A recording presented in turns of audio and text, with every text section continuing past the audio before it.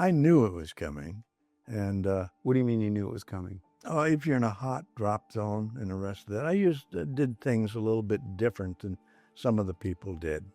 In the 123, you're out airdropping. Well, you're airdropping because the bad guys are going to be right around there somewhere.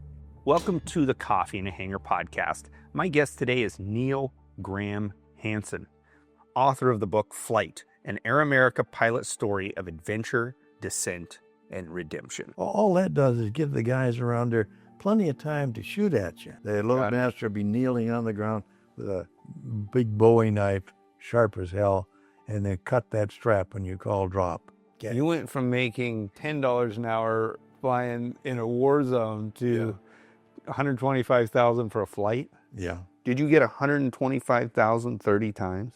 No, I got a lot more than that sometimes. Neil's flying career might be the most interesting of anyone that I've talked to. He started out flying for the Teamsters when the legendary Jimmy Hoffa was in charge. He then took his talents to Southeast Asia, and he risked his life flying for the clandestine Air America. After a narrow escape and making his way back to the United States, he found himself running drugs into the United States, an act that resulted in his arrest and imprisonment.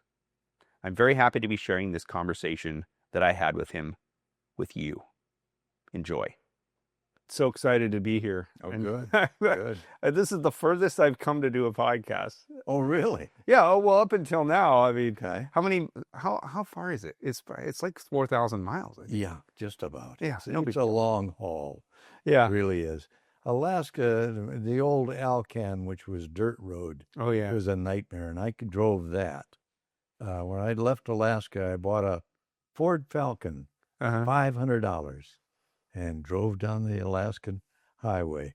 You didn't get into pavement until you got to Calgary. Yeah, I heard that was rough. Figured at least 4 headlights, windshield.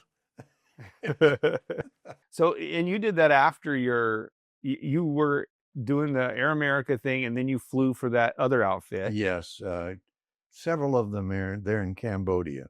Mm-hmm. Cambodia was a Wild West, and every trucking company that would usually hauling their goods around by road and trucks no longer could do that because the Khmer Rouge had cut the roads. Mm-hmm. So they bought airplanes. Wow. Did they know anything about airplanes? Hell no. Yeah. So they bought junk. Well, it was cheap. And they didn't really maintain them either. That's what you were saying in that thing. No, there was no mechanic to go work out on the ramp with shell fire. That's, to me, that's crazy. The thought, it was. Like, I have an airplane. I fly it 100 hours, 150 hours a year. Mm-hmm. And sometimes there's little things that go wrong with it. That's and right. you go, they say, oh, it's got a few quirks. Yes. What that means is that there's deferred maintenance, right? That's right. And something ignored. Right. You live with it. The part in your last flight out of Cambodia where you're talking about the condition of the airplane. Right. Now, the condition of the Condor was pretty damn good. Yeah. And that's the one you flew out? That's right.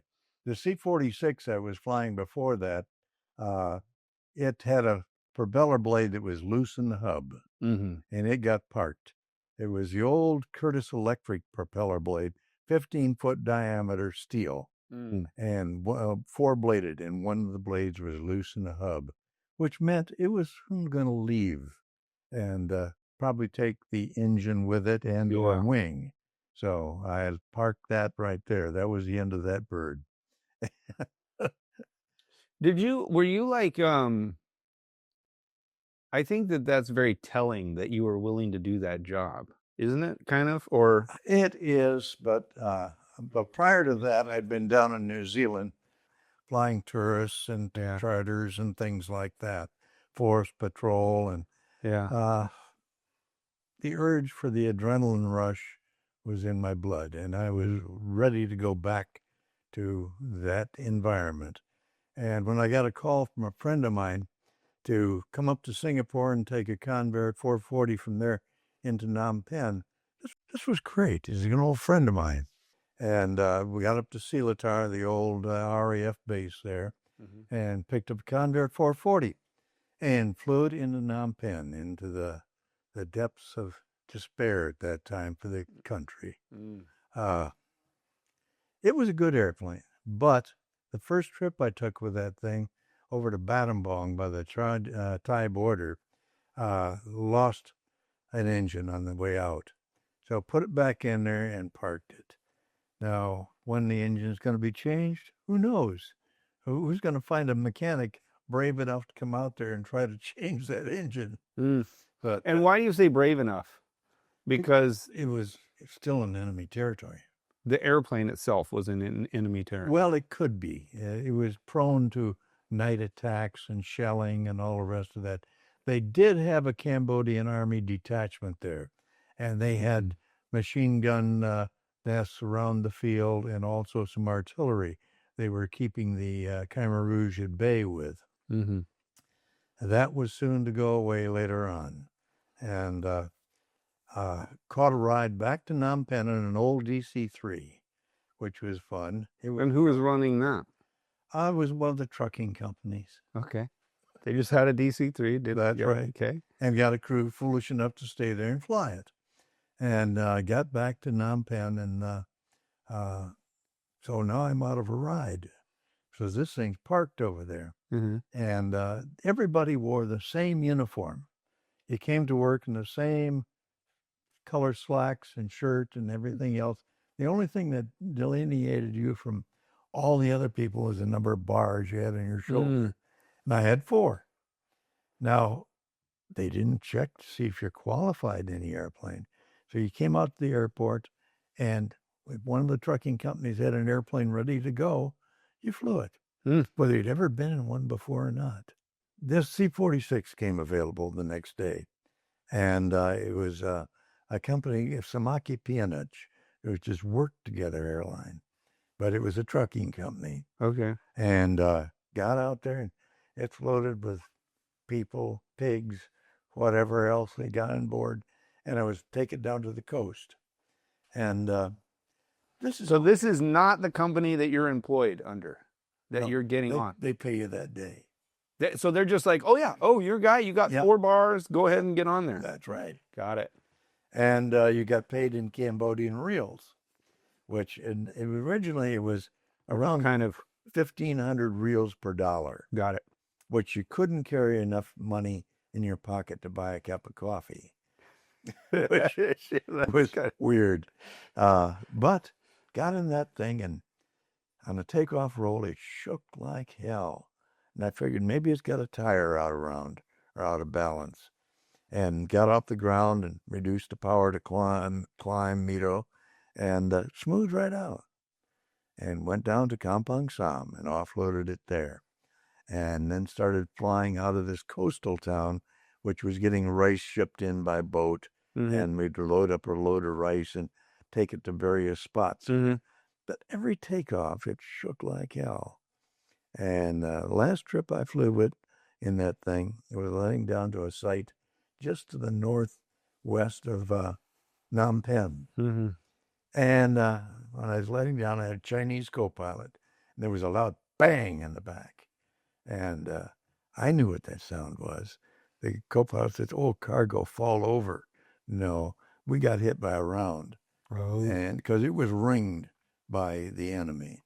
What was eerie... What do you mean ring? What does that mean, it was ringed? They were surrounded by Khmer Rouge. Oh, got it. There was a ring around them. And the ramp, you didn't want to loiter there because the village elders' heads were on fence posts around there for the birds to feast upon. And they've been reduced nothing but skulls. There's no flesh left on them. And walked around the thing and found a bullet hole in the right wing, just behind the fuel selector valve, through the top of the wing and the spar, and through the cabin and wherever the hell else it wanted to go. And it was 50 caliber. Wow. So I didn't see any other damage, but when I got back down to Kampong Sam on the coast, I took my time walking around this thing and see if there's any other holes in this thing. And I didn't find anything. But when I came up to the left engine, like most pilots, you grab the propeller. Well, the propeller blade moved frontwards and backwards. The whole thing was loosened up. Jeez. So that was where my vibration was coming from. And if that blade would leave, it would either take the engine and or wing with it. So that was parked. And I left it. And as far as I know, it was probably still there, unless they made it. Yeah. The dish pans and things out of all the aluminum. Jeez. But then a conveyor opened up. This was a good one, Angkor Wat Airlines. It had a big mural of Angkor Wat on the tail, and everything worked in it, which was amazing, and began flying that around the country. This was good. It performed good, and I had a co-pilot, a Filipino co-pilot, who did not have a pilot's license or had ever learned how to fly. But he had been a propeller mechanic, and he'd bought a license from the Cambodian government. He bought one? Yeah, just bought one. Wow. So he could fly. What do you think that cost? I don't know. But the only thing was, he couldn't go back into Phnom Penh because they might check him. Mm-hmm. And so we didn't go into Phnom Penh with him. Or if you did, he hid out in the airplane.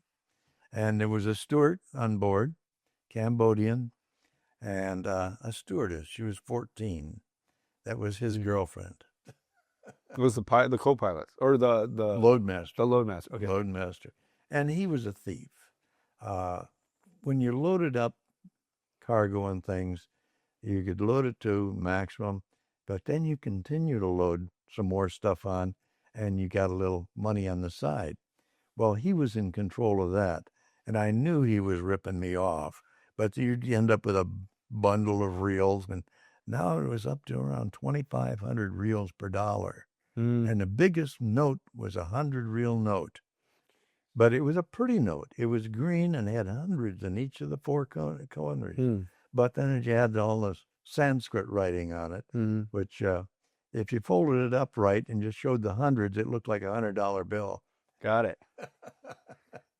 But you ended up with a briefcase full of this stuff. And maybe that whole briefcase full might buy you dinner in a regular restaurant. But you couldn't carry enough money around with you to pay a bill. To get anywhere, probably. Yeah, to buy breakfast, you couldn't carry enough money. Huh. So it was all credit until the end of the month, and then you get somebody to haul around the briefcase and dole out packets of 100 real notes. They didn't count them. Each one was... You just take a packet. That's right. If you're short a couple, it's like being right. Short a penny or something. Yeah, it didn't make any difference. Larceny was loose. And of course, towards the end, the real exchange went to 9,000 reals per dollar, which at only 100 real notes, that's a lot of paper. So is that the plane that you ended up flying out of Cambodia in? Yes, I flew several trips with that thing, and in fact, more than several. But one of the last, I was over to Battambang near the Thai border. And the fellow that called me to come up to Cambodia was there with his Convair, and he had a flat nose wheel tire. And we're talking on the ramp, and I was not in the greatest shape. I'd come down with a case of hepatitis, and I was down to about 110 pounds. Jeez. Yeah, I looked like a ghost. My eyeballs were yellow and everything else. And we could hear this 50 caliber firing away at the perimeter. And if the enemy is that close, we got a problem. And as we're standing there, one of the Cambodian officers came up to us, and he said, all American go home. I said, well, no, we didn't know that. We're Americans. He's saying that they're all gone at that point. Yeah, they're all gone. He says, yes, helicopters come in to Phnom Penh and take our generals, your embassy, and all the other people that they could put on the helicopters and leave. And, oh boy. So you're you've sort of what is the term they say? You missed the Missed a boat. Oh yeah, missed the boat. I was thinking missed the rapture. You missed the rapture. That's right. That's right. So I turned to Phil and I said, "Hey, tonight I'm going to go down to Phnom Penh or to Kampong Sam, and in the morning I'm going to go ahead and go to Bangkok. How about you come along with me?" And he said, "Well, no, my wife is in Phnom Penh." And he said, "I'm going to go fly in there and get her, and then I'll meet you down there in Kampong Sam." And I said, "Okay, that's all right, but be there by 12 o'clock or you can color me gone." Mm-hmm. And he said, "That's fine. That's good." And I did. I went back down there. And in the morning, you had breakfast out in the courtyard. Mm-hmm. And they had a pretty good little restaurant there, but I stayed away from a lot of the meats and things because of the hepatitis that I had, and would just have coffee or fruit juice. Mm. And at the table, there was a Chinese crew flying for Royal Air Cambodia. They had a DC-3 out at the same airport. And I knew the Chinese co-pilot. He was a pretty good guy. The captain was a bit of an asshole. Mm. But I talked to the co-pilot and I said, "Today, I'm going to leave." And he says, "Okay." And I said, "You want to come with me?" And his captain piped right up, "No, you long-nosed round eye. You in trouble. We Chinese, we no trouble here." Mm. And I said, "Okay, buddy."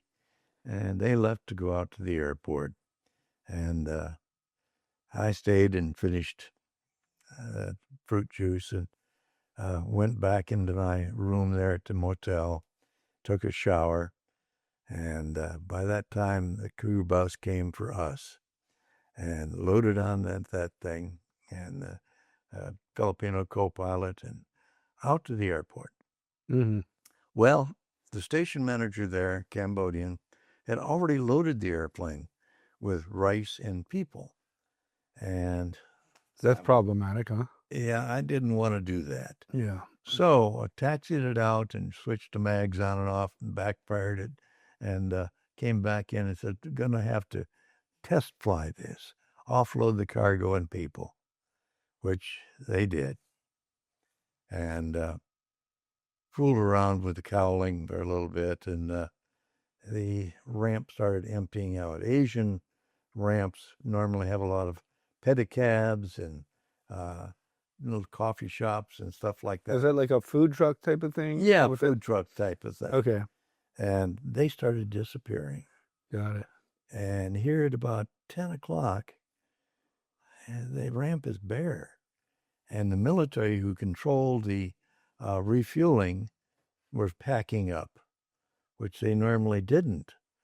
And I saw the major that was running that thing that says, "Oh, I catch a ride with you in town?" No. We go in town, have lunch, come back. No, that's bullshit, because you're closing everything up and locking it. Mm-hmm. And they smoked off. And now it's kind of creepy. That's kind of crazy. Yeah, now the ramp is empty. There's nobody there.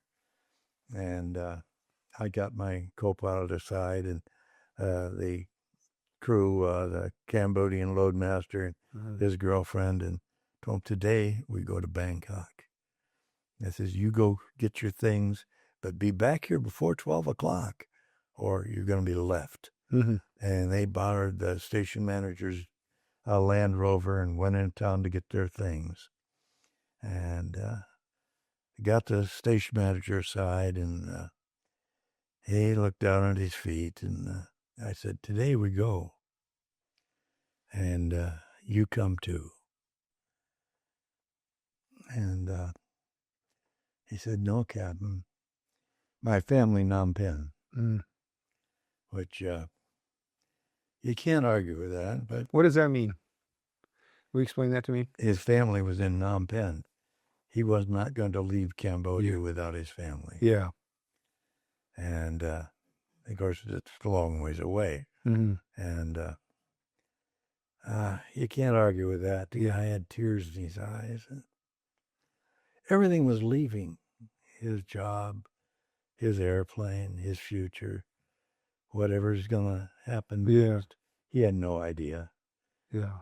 But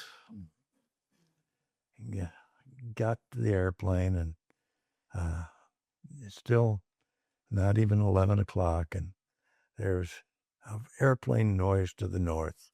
It was a DC-3 that had taken off that morning, and you could tell he hadn't pulled the power back. He came screaming in, bounced down the runway, and spun around, and came back to the ramp, and the captain got on. We go, Phnom Penh burning, Phnom Penh burning. I said, shut the hell up. Yeah. You're going to panic everybody. I says, what about your passengers? Oh, I don't care. I got the co-pilot aside, and I said, don't fly into Bangkok. If you go into Bangkok with all these passengers that had no intention of going there, and they're Cambodian nationals, you're going to end up in the Huskau. And go down to Sahib, which is a military base on the coast. Land there. They won't know what to do with you, but they won't throw you in jail. And he said, okay. I tell him. They cranked back up and smoked off to the south to intercept the airway and head to Sahib, which is on the south coast of Thailand. And now it's really getting scary out there. There's nothing, no noise. And here's about 20 minutes to noon. The Land Rover came back like he was qualifying for the Indy 500 and screeched to a stop, and they jumped out. Nobody in town. We go.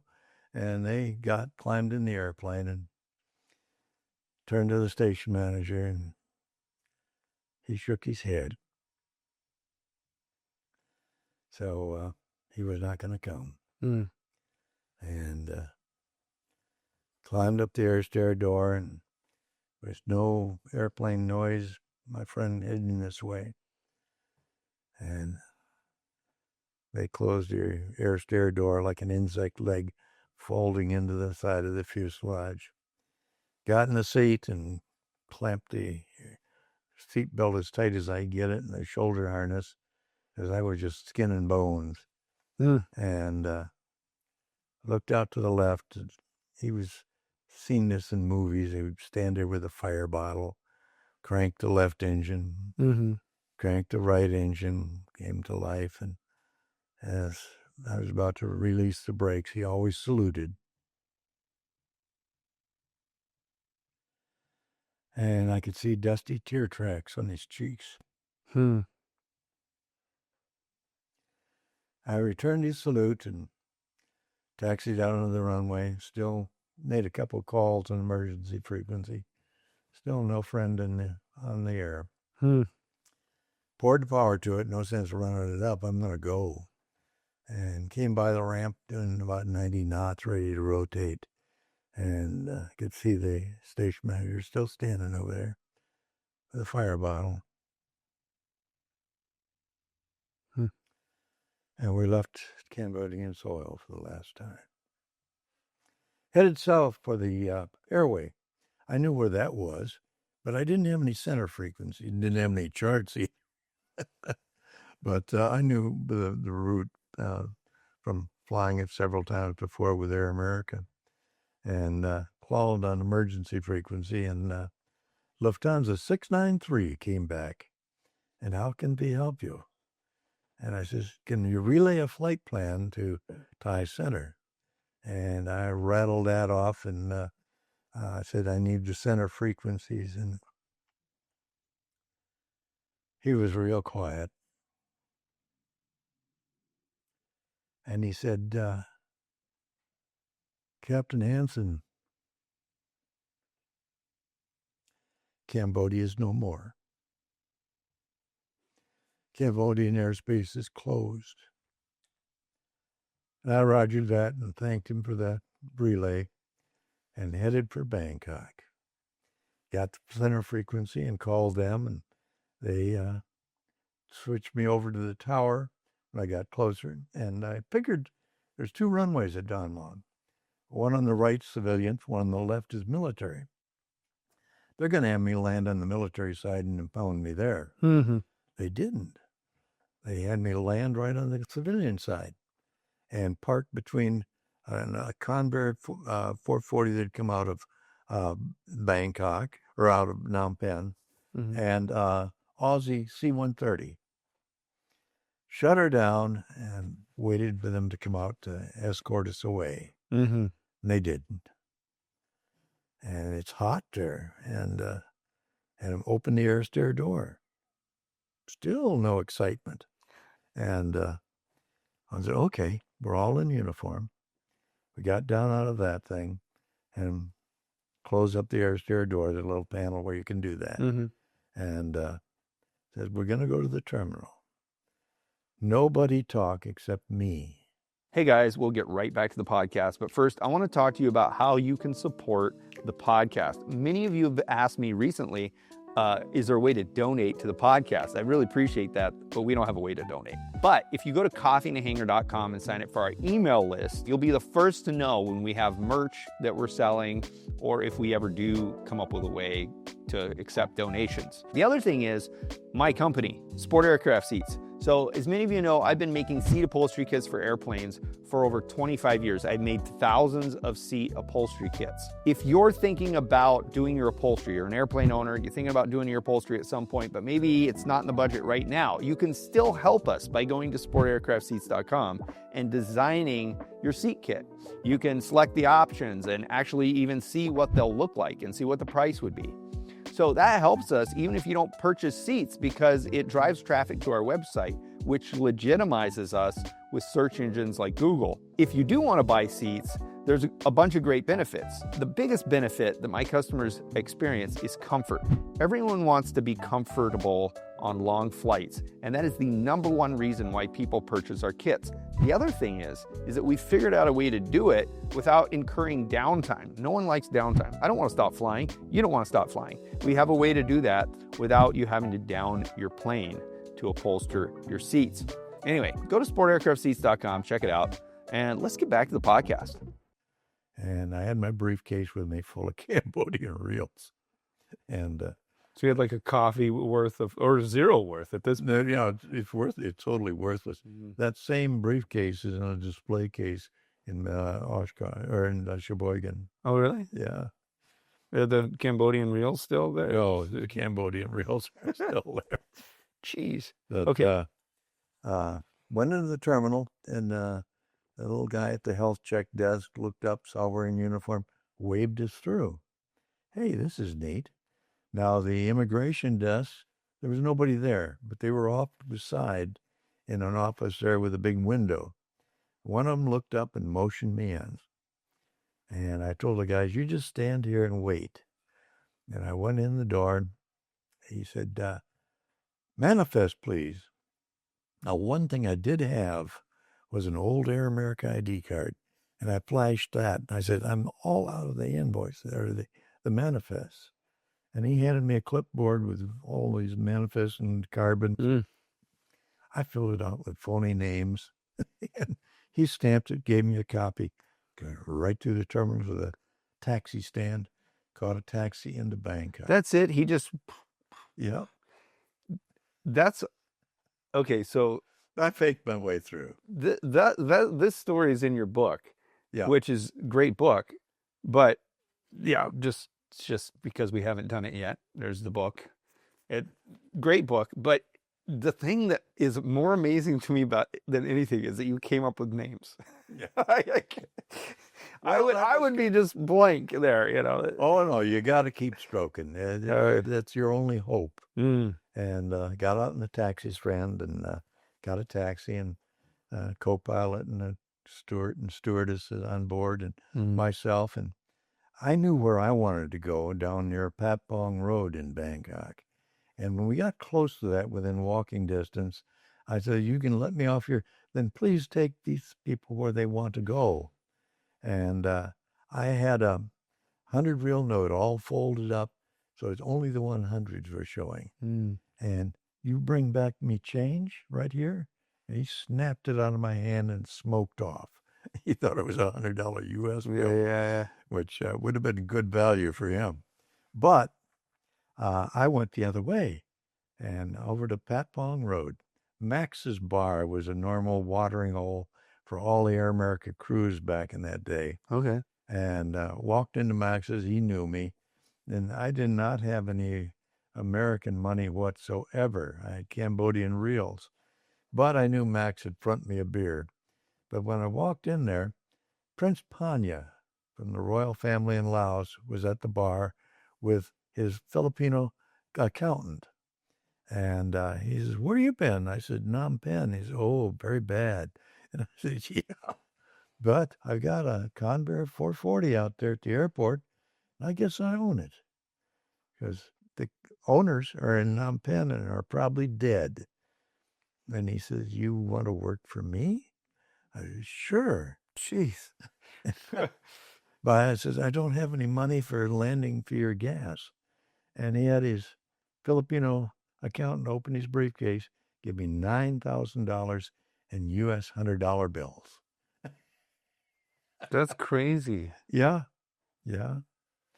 But with that money, I was able to go back out in the next couple of days, pay my landing fee, file a flight plan, buy gas, and still had a couple $1,000 left over in my pocket, and headed for Vientiane, Laos, Sin City on the Mekong. So when it comes to Air America, Mm-hmm. I kind of get from reading your book and talking to you Mm-hmm. the whole sort of addiction to Adrenaline. Adrenaline, yeah. But I guess I'm curious. Did you know when you joined Air America, when you got on the plane to go fly over to Asia, did you know, like, for example, that you were going to be shot at? Did you know that that was part of the job? Yes, I did, because there was a fellow that came into Detroit City Airport and was looking for a job. And he talked a wild story about Air America and the rest of that. And so I started looking it up in the books. And I thought, well, I'd really like to talk to this guy a little bit further. And I called his house, living down Grosse Pointe. And his mother answered the phone. And I said, "Is he available?" And she says, "No, he committed suicide." Which, yeah, this looks funny. But I didn't really find out the full scope of this and who the owners were until one of my last flights with the Teamsters Union. Okay.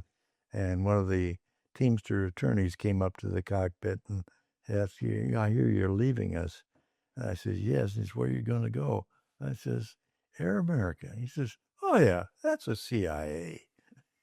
Okay, so you knew that it was CIA. Do you think that what percentage of the pilots that showed up there knew what the deal was? Pretty much most of them, because how do you get the visas and everything else just like that? You know, that is a big tell right there. And So it wasn't like in the movie Air America where what is it? Robert Downey Jr. shows up and he's like, "What? We're getting shot at, huh?" So you knew? Oh, I knew. Yes, You thought I'd done a I'm little gonna go more over there and I can get research. shot at, and this is my thing. That's right. That's right. And of course, the hiring process was pretty hokey, because I was in the Teamster building there in Washington Square, or Capitol Square. And when I called this guy, and he was real gruff, "We're not hiring." And they had an office on K Street, which kind of tells you that's going to be an operation that's kind of shady. Yeah. And next week, I was in Meigs Field down in Chicago. And they got a call to come to the airport manager's office. And this H.H. Dawson was on the phone, all jovial, and says, "Captain Hansen, you still interested in working for us?" I said, "Sure." And this is the same guy. Yeah, same guy, but different attitude. Okay. And he said, "I got 2 questions for you. Can you fly good?" I was tempted to say the wreckage is still burning, but I didn't. And I says, "Second question is, do you drink a lot?" And I thought, well, maybe this is a mandatory requirement. But I didn't. What did you say to that? I said, "No, sir." I don't drink a lot. Do you think that was the right answer? Oh, well, I kind of thought it might be. And he says, well, can you be ready to go in 10 days? And I says, no, sir, I'd like to have 2 weeks notice and let me know when I'm hired. He says, oh, you're hired now. That's why I called you. Huh.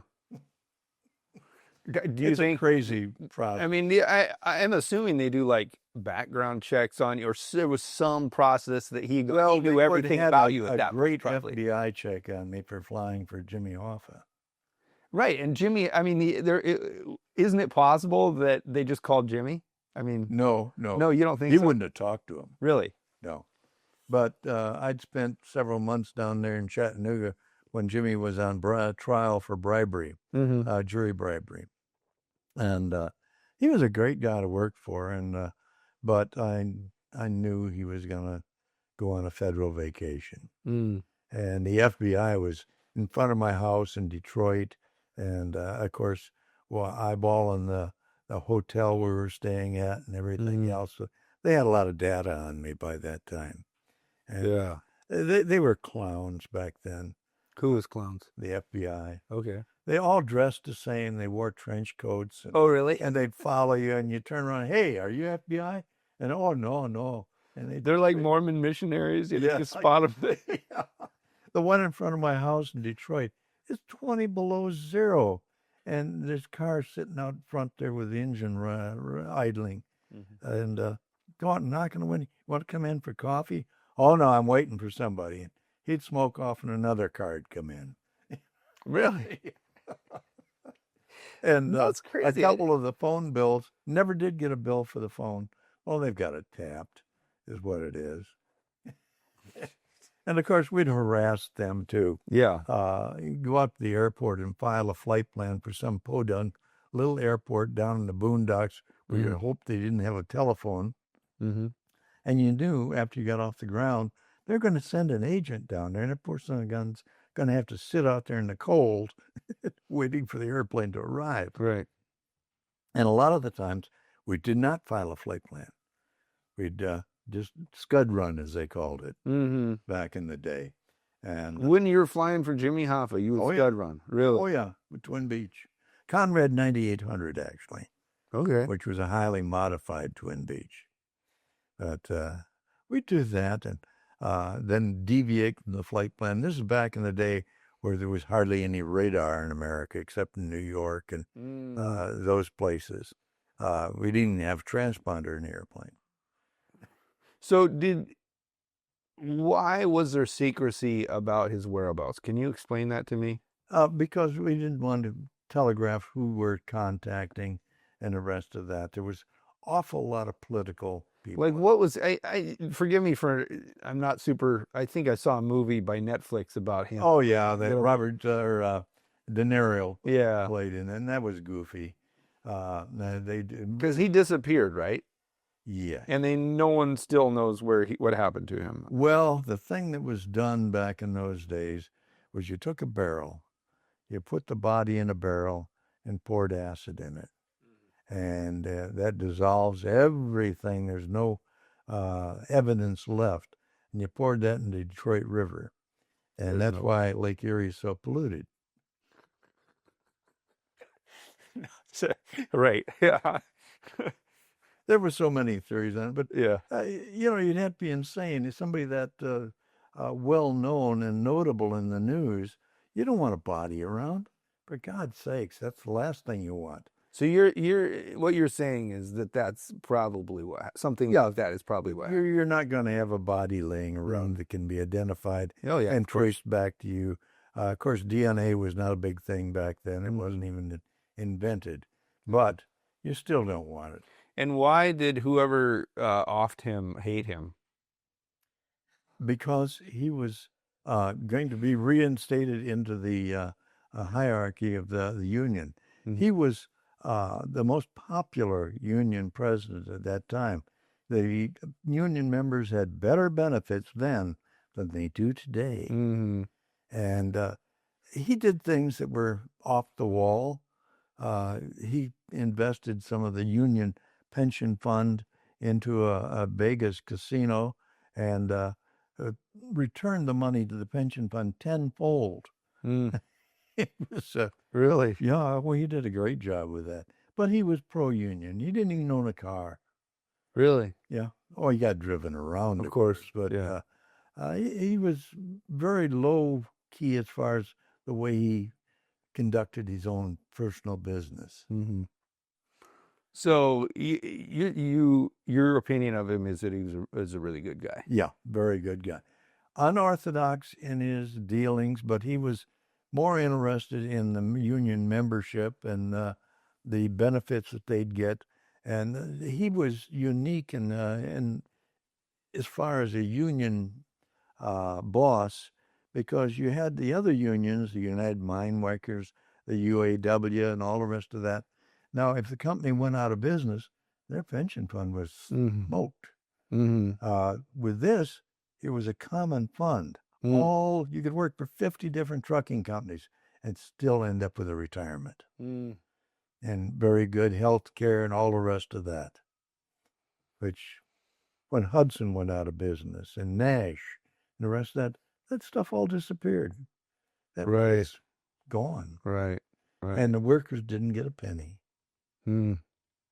Interesting. Mm-hmm.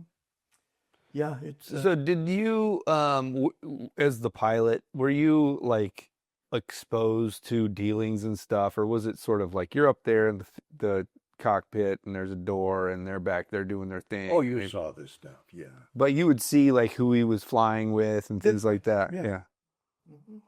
Mm-hmm. And sometimes we go into D.C. and pick up political people and fly them around and their girlfriends and the rest of that. Like, who's the most famous politician you flew around? I don't really remember, other than their congressman. Other than John F. Kennedy? No, we didn't have that. I did fly a group of the lawyers down to West Palm Beach, and they were going to have a meeting with the Kennedys at their place down there, but that did not work out.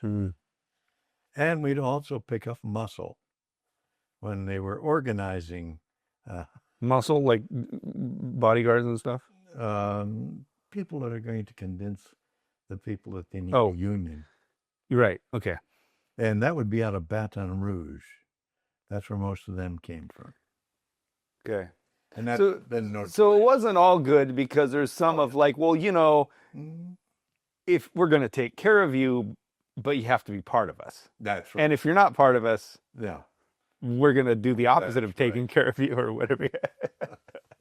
No, it's still alive and well in the negotiations in America. I guess you would know about it. You lived here in the top town for that, right? Oh, yeah. Yeah. Or, I mean, you know, yeah. Yeah, Detroit was crime-ridden, definitely. Oh, yeah. There was just a lot of things going on there that were not kosher. It was a great town at one time and very busy when the auto industry was ramping up, and Chrysler had their missile plant out there and everything else. And there was just a lot of money floating around. But now it's all just and gone. So back to the Air America thing. I mean, the funny thing about talking to you is it's just like, it's very hard not to go off on long rabbit trails. I know. Oh, I love that. There's so many rabbit trails in that whole operation. Yeah. And of course, once I got to Taipei, and you go through the indoctrination, you got to get a Chinese license, got to go to Chinese ground school. Yeah. And to get a Chinese physical. All of our flight surgeons were Chinese. And of course, most of the airplanes were Chinese. Okay. So you got to have a Chinese pilot's license. And I took the written, and it's a serious written. But there's also a lot of Chinese history in it. And some of the guys were poo-pooing that. You know, why do we have to learn that? I said, well, look out the window and see how many round eyes you got walking around out there. And you got rickshaws and stuff like that. So you're in China. So it was kind of like a test to see if they want you flying in their area. Well, So are you gonna be respectful? But yeah, of course, being Chinese registered aircraft meant there's a lot of political influence from the Chinese to have us in there. Mm-hmm. Can you go into a little bit of detail about the history of this area? I know it could. Well, there's probably several books worth, but like, where did Air America come from? Why were they there? Why were they? Well, let's just go. When did they start? Okay, they started off with the AVG, Advanced Volunteer Group, flying P-40s prior to World War II.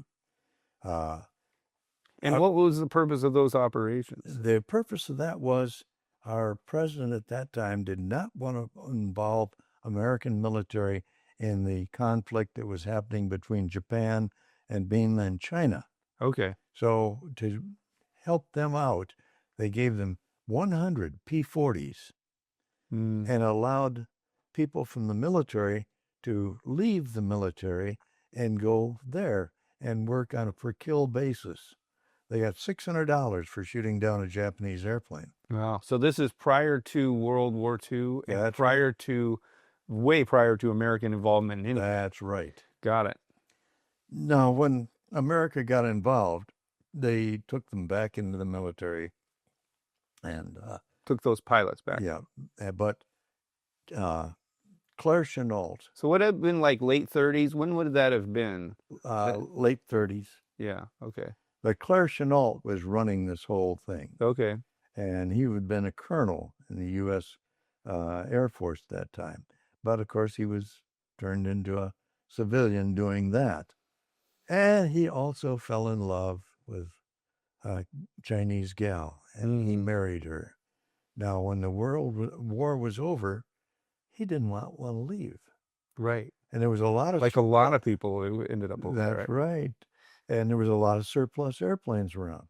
So he formed CNAC, China National Airlines, and was flying C-46s all over in China.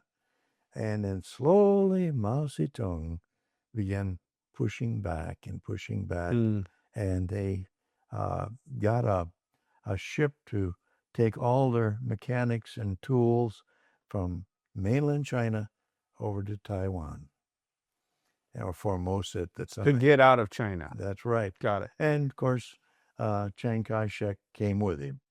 Okay. And Chiang Kai-shek needed an airline. So they began flying these... Chiang Kai-shek, sorry, probably butchering that name, was the general or the ruler that was being pushed out. Got it. Okay. And they formed an airline in China. Basically with DC-4s and DC-6s. In China? In Taiwan. In Taiwan, okay. Which they consider that China. Got it. I didn't know that. And then as things progressed, they bought a Convair 880. And it was Chinese registered. And it flew from Taipei to Tokyo to Okinawa to Bangkok, the Philippines. They had a regular airline route. Got it. And into Korea also. Okay. And then, of course, the agency eventually bought into this thing.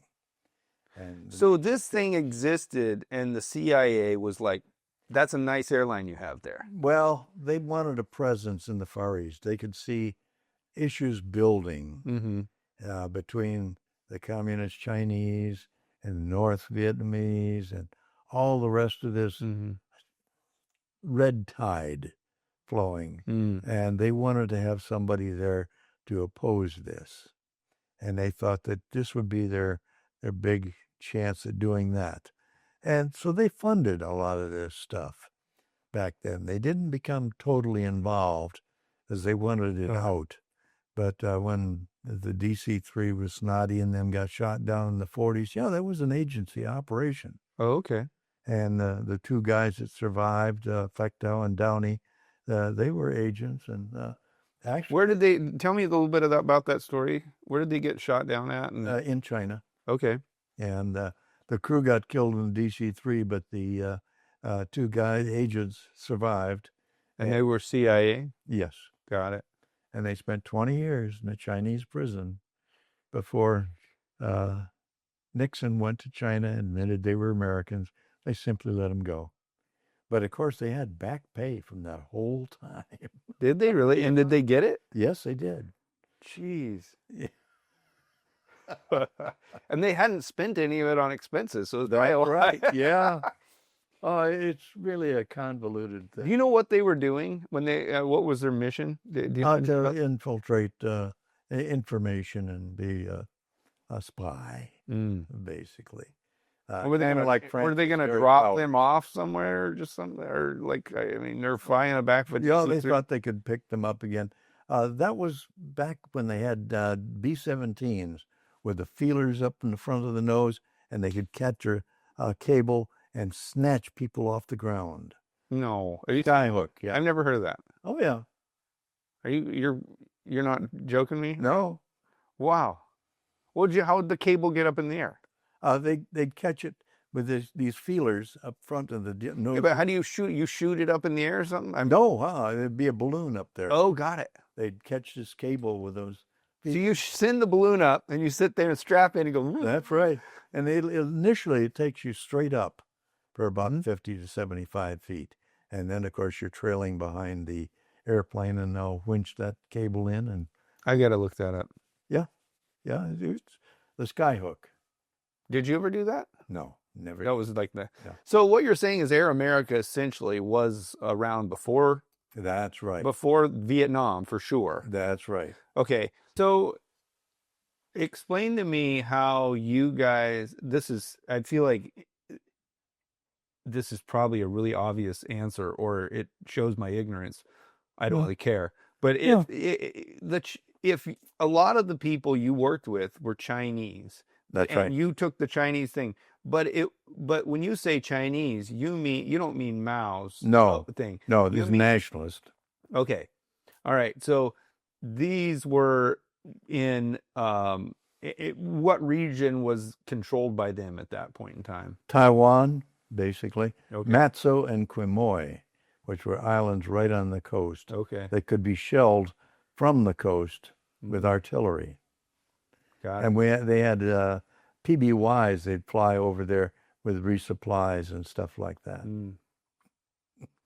Okay. So they could be shot. The island could be shot at by the communists on. That's right, land. the communists. So they're just always in danger of. And then, and you guys were flying supplies in there. That's right. Wow.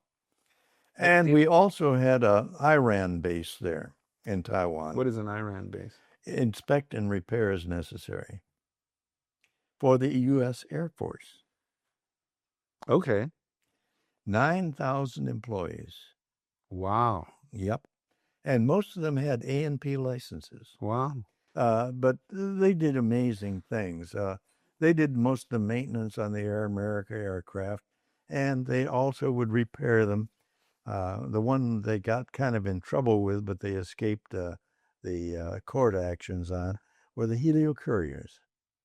Now, there's only two kinds of pilots in the heliocourier. Ones that have crashed it and ones that are going to crash it. Okay. And as long as they could get the data plate out of the airplane, they'd send the data plate down to Taiwan, and they'd build a whole airplane around it, which Helio was not happy about that. Interesting. But they were repairing it. Yeah. That's what they do with Super Cubs. You build a whole Super Cub, and it's a certified plane, but it's all built. That's right. As long as you get the data plate in good shape. That's interesting. I'll have to tell my friends that are building the Helio Courier about that. Oh, I didn't know that. Yeah. Did you know about that? I think I sent you the video. I don't know if you saw it. Yeah. But they've got a factory. Yeah. I mean, they don't have certification to build it yet, but they own the type certificate, and they're building them. Okay. They have one. It's a weird airplane. You don't like them? No, I don't like them. You're an aluminum parachute on short final, because most of the strips were short and they were on the side of a hill. Well, you're landing uphill. Well, you're going to end up with almost full power by the time you touch down. Once the slats come out and everything. So what's the other one the other small one that they were using? Porters. Yeah. And that was a good airplane. Yeah. That was turbine, of course. Mm-hmm. Initially, the ones we bought out of Switzerland had French Astazou turbine engines on it. The bad part was it was a sealed unit. If it went sour on you, you had to send it back to France. And the longevity on it was very short. Sometimes it only lasts 20 hours. You got to send it back to have factory overhaul. Again, that was expensive. About 20 grand. Yeah. Wow. And then they got the Garrett engine.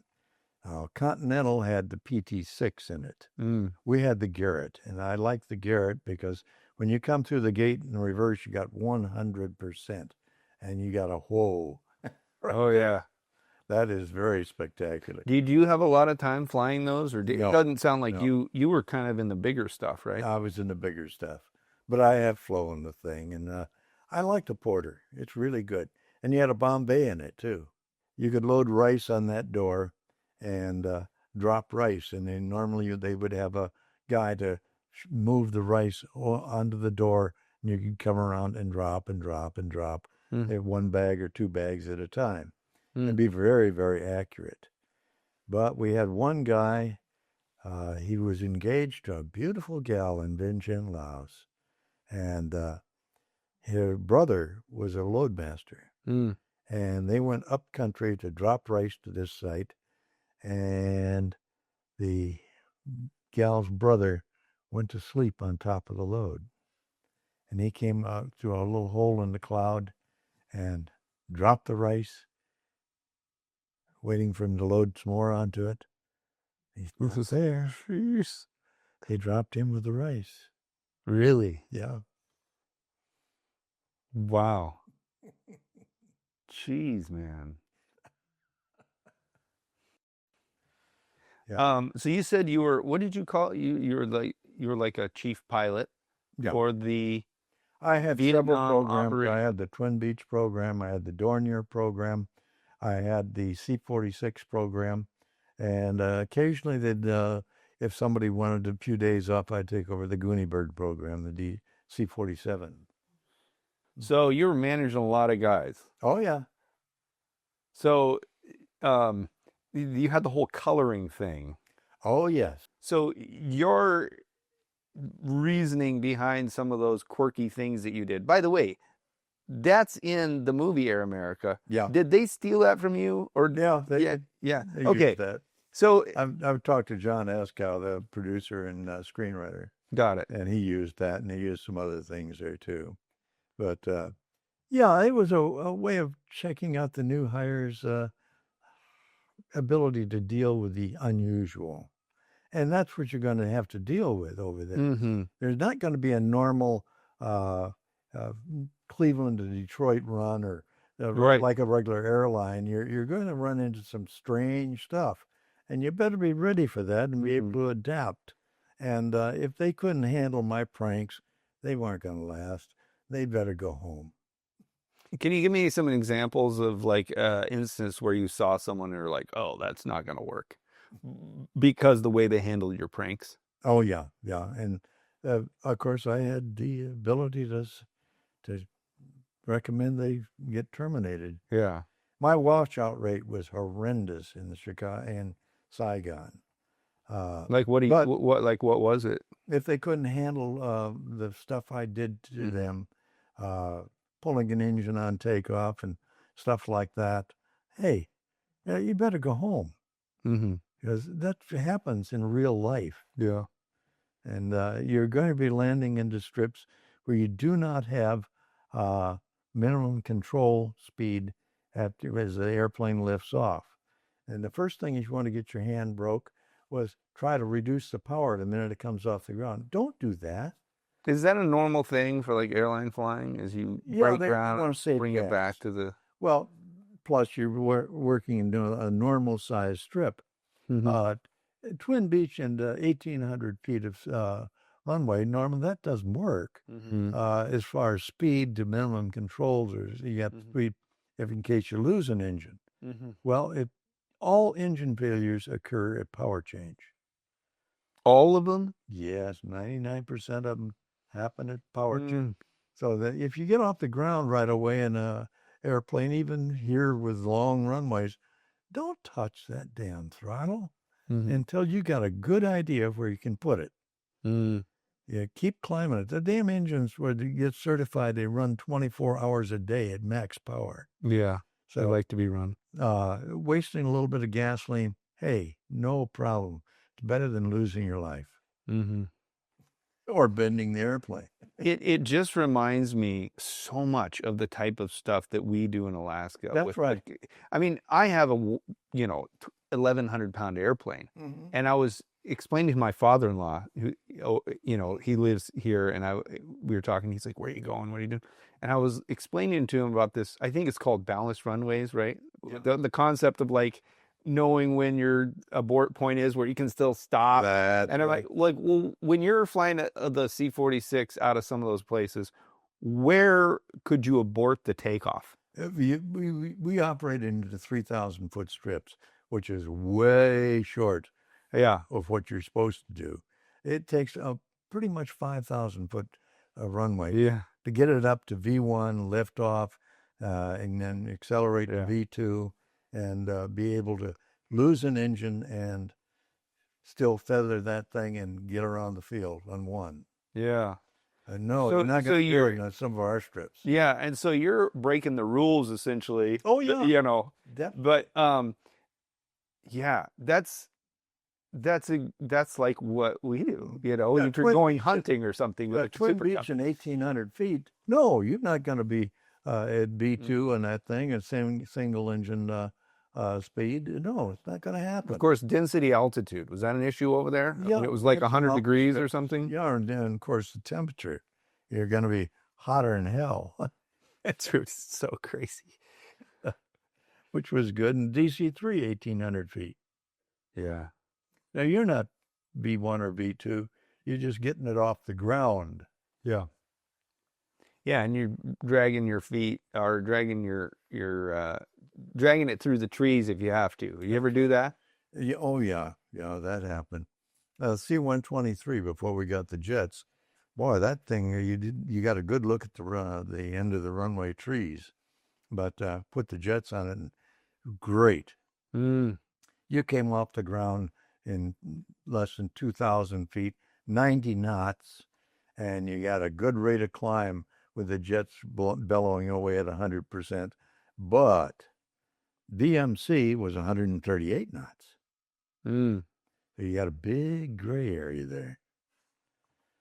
If you lose an engine, you're in trouble. That's why. What is VMC? Velocity minimum control. And is that a twin engine term? Yes. Okay. Will you explain that to me? It means if you lose an engine and you've got VMC, you can go ahead and feather that engine and limp around the field on the good one. Got it. But if you don't have it, you're in deep trouble. It's essentially like losing an engine on a single engine, or worse, because your directional controls. That's right. You got directional control issues below VMC, velocity minimum control. That's so great. Those guys, the Jerry Ball that I just interviewed, that had C-46s that he operated out of similar type of stuff, except it was in Alaska, and they're always shooting at him and whatever. I mean, But yeah, he was explaining how on short strips, just like directional control is an issue with those and stuff, because you got to go full throttle, but usually you would. Do you know what I'm talking about? Will you explain that to me? Yeah, you go full throttle, but and get off the ground, but you're still below your single engine speed. VMC, velocity minimum control. V2 means you can lose the engine and feather it and still climb. But no, there's a lot of things there that we bent the issues on. The Volpar. That was when we hung Garrett turbine engines. What's the Volpar? It was a tricycle gear twin beach. Okay. With instead of a conventional gear, it had tricycle gear. Wasn't a steerable nose wheel, but you had 1,000 horsepower Garrett engines on each side. Okay. Much smaller nacelle and everything else. And you had reverse thrust, which was good. You could get that in and out of 900 feet. Wow. Yeah. that we didn't do that very often, but you could. And depending on how well you could fly the damn thing. Okay. But it was a great airplane. And I remember when we first got that thing, I used to go out and play with it. And I took off out of Tan Son Nhut in Saigon. And you climb at red line, cruise at red line, let down at red line. And I got it off the ground, held it, got the gear up and everything, held it about 20 feet. Got down to the end of the runway, I'm at 209 knots, pulled it up about 35 degrees, did an aileron roll. Wow. They went ballistic in the tower. But it was a fun airplane. I loved it. You didn't want to do negative G's because your fuel system was gravity fed. Got it. Mm-hmm. What, okay, so let's talk about kind of the operation there and some of the things you were doing. You're hauling rice and this, what is it they call it? Hard rice or something? Hard rice was munitions. Okay. So that was more in Laos than in Vietnam. Did you do munitions hauling? Oh, yes. Yes. Okay, so why was Air America secret? It seems so silly to call something Air America. Right? They wanted the American public not to know what we're doing there. So everyone over there knew it. Oh, hell yes. Okay. Now, all the locals and the bad guys, they knew what the heck we're doing. And did the I wasn't alive back then, so I don't know what it was like in the media and everything. Were they talking about that region in the world on the news back then? And yes, they were, but they weren't talking about us. So it'd be similar to what's going on right now with Ukraine, like where we're not talking. To our knowledge, there's not troops there or whatever. Yeah, that's right. It's not public fodder. Yeah. And we weren't there either. The old saying was, we went where the military couldn't and did what they wouldn't. In other words, we'd fly fused ammunition and everything else. They didn't carry fused ammunition and things. What does that mean, fused? Meaning it's ready to go. Yeah, it's ready to go. Shit. Yeah. Yeah. But so you're getting shot at with fused ammunition in the back? Yeah. Was there ever a time where you signed up for this? I mean, did they have a contract that said if you die? No. Now the bad part is some of the guys that died, that the families didn't get anything, or in cases they weren't even told. Which is wrong, I think. Aren't you isn't that kind of like part of your life mission now to work on that a little bit? Or Yeah, we're trying to get something through where there is recognition and recompense for those we lost over there, and we still have one crew MIA. And did you know them? Yeah, oh yeah. Who was that? That was James Ackley, and Clarence Driver, one of the Red Tails. What were the Red Tails? World War II, the black fighters pilots. Okay. And they got lost over there. Yep. So they got shot down over by the Chinese road. What were they? What's the Chinese road? They was building a road out of Yunnan province down to Thailand. It's now complete. But the Chinese had radar-controlled anti-aircraft weapons around that thing. And we'd do a big dog leg around it. But one thing you got to realize, we did not have any nav aids whatsoever. So all your navigation was time and distance. And you didn't have a clue what the winds aloft were. Yeah. And we figured the winds aloft were strong enough to blow them up within range of the radar control stuff. So they got off track enough that they just got shot down. That's right. Wow. We lost another one the same way, but they did get into the crash site and get identifiable DNA out of it, which is sad. But so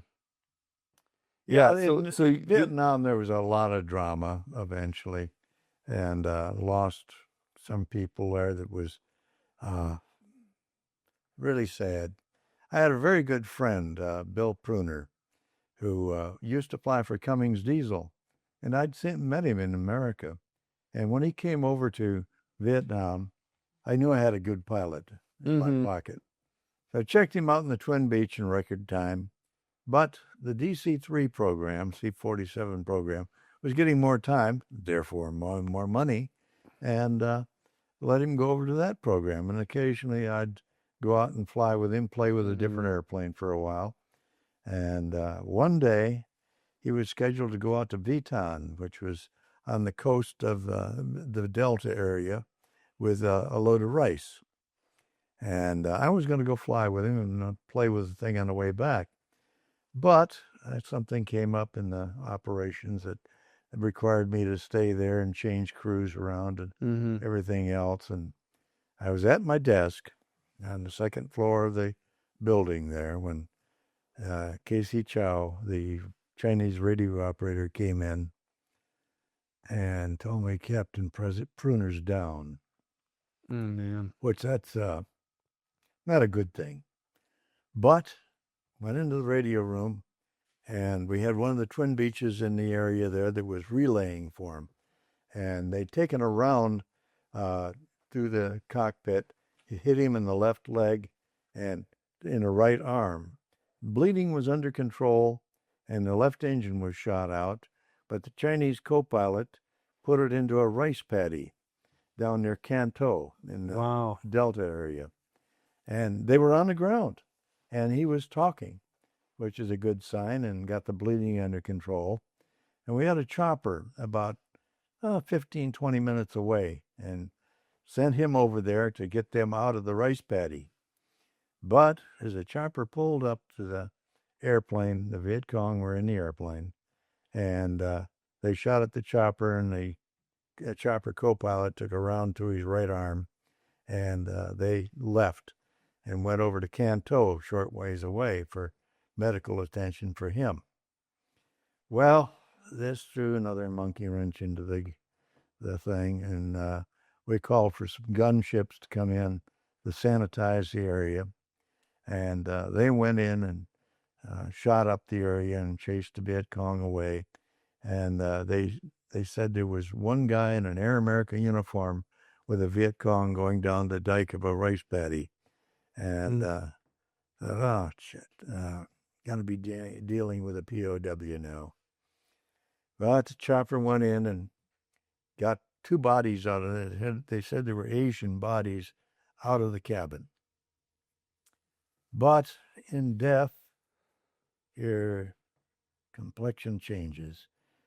Bill was kind of short, round-faced, and when they opened the body bag in the ramp at Saigon, it was Bill. And his throat had been cut and his eyes gouged out. Jeez, man. Yeah. But then I had the duty of telling his wife. And the base manager and myself went down there, and first thing did when you pull up in the company car and in uniform and the rest of that, she says, "Is he hurt?" Well, yeah. But you can't say that. 2 days later, put her on a Pan Am flight back to the United States, and Bill's body in cargo space in the airplane. And then I thought, well, this is relatively good job. I was sitting in the terminal building having a bowl of noodles, and got a call to come to the airport manager's office, or our manager's office. And he said, "What did you do with Bill's body?" I said, "I sent it home with his wife." He says, "Well, Mrs. Pruner is calling and wondering where the body is." Oh, no. It wasn't his wife. Oh, man. Yeah, that just started a little crap running downhill. Yeah. So what happened? Did she get the body? Or Eventually, yes. But I sent it to the wrong place. Jeez. But there was a lot of screw-ups like that. And were a lot of the guys like that over there, where they were like kind of wanting to get away from home? True, yes, many, many. quite a few. And then, of course, there was another catastrophe up near Hue. Now, first one was a DC-3 going up that way. And when the weather's bad, you could scud run by getting out over the South China Sea, time yourself till your beam of Hue, turn left and head into the low path over the low hills to the airport. And it was a fairly secure area. But this one day, the DC-3 caught the top of the ridge. And part of the bodies and everything spilled over to the other side. And one of our loadmasters went up there to recover the bodies. And one Vietnamese gal there had part of her clothes ripped off, but inside of her thighs, she had gold bars taped there. Well, he was good enough to make sure the relatives got the body before the Vietnamese military might have stolen them. Then... Explain to me, what was going on there? They're just moving people up to Hue. But what's the gold bar thing? Gold was illegal in Vietnam, but it was worth a lot more because it was illegal. And, of course, it gave somebody the wherewithal to escape from the country, and they had money outside of the country. Otherwise, the Vietnamese piastre wasn't worth anything. It was like kind of like what you were saying with the briefcase of the money. She was trying to escape, in other words. And she was trying to bring it to her family in a way. Okay, so she was smuggling it in with them. Okay, got it. Wow. The next one was a Volpar. And Bruce Massey was a pilot on that thing. And he was an ex-Navy enlisted pilot in World War II. Good pilot. But the Volpar's pretty fast, turbine engine thing. And the weather was bad, so he did the same thing out over the South China Sea, timed it where he was going to be a beam of the airport in Hue, turn left and go in. And he had a load of college people on board. They were going up. That was a big university up there. Okay. And he hit the ridge. And, of course, killed them all. And we recovered his remains. And since he had been ex-Navy, his last will and testament said he wanted to be cremated and ashes scattered at sea by a naval officer. Well, we took him to a Buddhist crematorium and had him cremated. And we had one ex-Navy guy flying Goonie birds that day. And we asked him to jog out over the South China Sea and drop the ashes. Well, he took it to heart. And he got out over the South China Sea, slid the cockpit window open, took the top off the cremation urn, and stuck the mouth of it into the slipstream. And, of course, it blew all the ashes back into the cockpit, and they were spitting out ashes. And the Chinese co-pilot swore to never fly with him again. Oh, yeah, it's always a bummer when you don't consider wind in the ash sprinkling thing. Well, yeah. Well, if you put something in the cockpit, wind is going to blow back in you. Yeah, you got to be careful when you're dumping stuff up. Yeah, so there's a lot of people that lost their life. You just explained a couple of weather situations, but then there was, like the shooting situations, and you got shot down one time. Is that the only time you ever been shot at? Oh, no, I've been shot at many times, but I knew it was coming. And what do you mean you knew it was coming? Oh, if you're in a hot drop zone and the rest of that, I did things a little bit different than some of the people did. In the 123, you're out airdropping. Well, you're airdropping because the bad guys are going to be right around there somewhere. And so if you don't have a parachute on, you don't have time to go down there and put it on and have it fitted properly. I'd done skydiving back in Nevada, and I knew how important they are. And if you don't have the leg straps tight, you're going to talk in a high, squeaky voice. Okay, yeah. You're going to do a manual castration. But I always made everybody wear a parachute. Now, the load masters in the back, they always did because they're working with an open ramp out there and they can fall out. That can be done. There's nothing holding them from going out the back of the airplane. But having the parachute on makes a big difference. And sadly, when they haven't ever jumped before, it's scary. And when I got shot down, that was the problem I had with the co-pilot. He had never jumped before.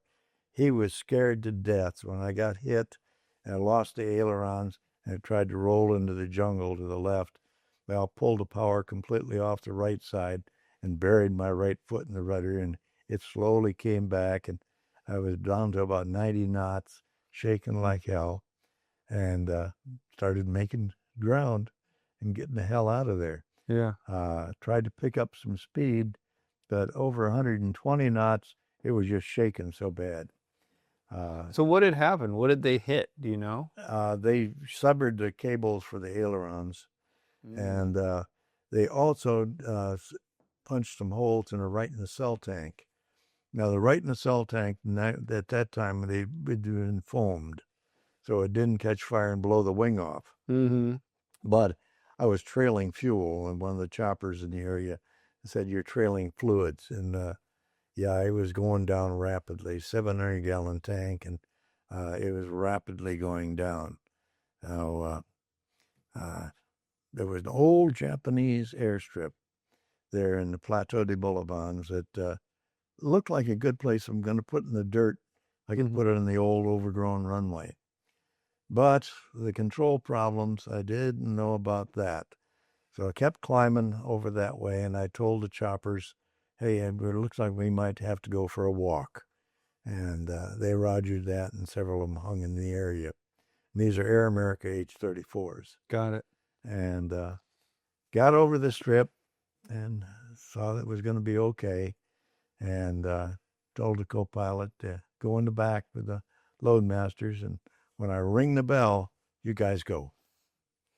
And first pass, the load master, Sampop, he called me, he get away from us. He come back up to cockpit, and he's climbed in the cockpit and wanted his survival vest. This is Sampop? No, this is a co-pilot. The co-pilot? Yeah, Bill Carruthers. Bill Carruthers. And I let him have the survival vest, but I told him in the back, Sampop and Booma, take it away from him and throw it out. Because if he tries to put it on, it's going to cover up the back of his parachute and it won't open. And they did. And got turned around again. And so you're having, sorry, just to clarify here, you have major control issues with this aircraft. And you're like, get out of the plane, buddy. I know. I got my right foot buried in the rudder, and that I'm turning the airplane with power. And jeez. Next time he came back up to the cockpit, he wanted his camera. Well, he got a cut in his forehead when I backhanded him, and he fell back down the ladder into the cabin. And I told Sampop and Booma, I don't care what you do. Next time, throw him out. And rang the bell. And next time I was leaning over, looking back into the cabin. And Booma, he went. And when Bill leaned out to see what was going on, Sampop took him out. Went out with it, just jumped out with him? Yeah, shoved him out. And just took him out. Well, choppers called you. I've got 2 good shoots. No, 3 now. And after Sampop let go of him, he free fell for quite a ways. And I couldn't figure out how to get the D-ring out of the holder. And if you pull it just straight across like you do in the movies, it doesn't work. No, okay. You got a metal conduit going over your shoulder. You want to take it out of the pocket, go straight down. Okay. Strips the pins out in the back real good. Yeah. And it deploys. Well, he fought with it for quite a while and ruined his underwear. But it wasn't time for me to get out. I had to turn her around again. And locked the controls and chopped the power completely on the right side, and then exited stage door right. And I got stable before I pulled. And which door were you? Is there just one right door? No, right troop door. Okay, and how far is that from the pilot seat? About 30 feet. So you were like, much time did you have to get there? Oh, not a lot. But one thing I did, I had the controls locked so the airplane didn't start rolling. And I grabbed the static line and hung onto that so I didn't fall down and break a leg on the way back, because you're running right alongside a set of tracks with rollers. That's so crazy. That's so crazy. And then I ended up in some low scrub and shucked the harness and kept the ripcord. That was a habit I had from skydiving. Okay. You keep the ripcord, and I put it in my shin pocket and listen for a chopper to come. And the chopper did start beating his way towards me. There was a little clearing there, and I got over to that clearing, but I knew it was too small to land an H-34 in. But he tried and stuck his tail rotor in the tree branches and showered me with debris. And before he woke up and picked it up and dropped the sling, I rode the sling up into the cabin. But the damage to the tail rotor, it was shaking pretty bad. Wow. So we ended up going over to the old Japanese strip and landing there and shutting it down. And then he said he'd called for another chopper to come in. And that's fine. And we got out of the thing. He had wounded on that chopper. So we helped them out, and we're standing there when the other chopper came in and landed about 200 meters away. Well, I had to carry these guys over and help them over. Mm-hmm. And I said, why the hell do you do that? He said, well, you guys are in a minefield. What? I said, you could have dropped a goddamn note. Oh, my gosh. That those wounded, of course, loaded him up, and he left and said he's calling for another chopper to come get us. Well, another chopper came in and got in that, and sitting there in the canvas seat in the side of the cabin, and made an obscene gesture towards the bad guys. And we got to the edge of the Plateau de Bolivar. It's a high mesa. And he ran out of gas. And we're all sitting down near a village. Didn't know if it's good guys or bad guys in that village, but I could see dogs and kids out there. So that was a good sign. But as we rounded out into the race paddy, one of our H-34s with the turbines, H-34T, came out of Cambodia, and he had gun mounts on it. And gave me a ride the rest of the way into Pak Se. That's a lucky day. Oh, yeah, you can't get lucky that many times in a row. I know. Or unlucky, or whatever that is. But your adrenaline level is so high. It's just, you're vibrating. Yeah. You really are. And, of course, the case officer that sent me over there knew it was bad. And, yeah. We'd had one shot down over there before. Mm-hmm. And when I walked into the office they had there, I had an Uzi that I'd picked up out of the chopper, and I walked in with that in my hand, and he turned as white as really. And he said, I'll go get the beer, and he smoked out of there. And the other case officer, Gray Fox, he says, he won't come back. And I said, that's probably a damn good idea. And he didn't. Dude.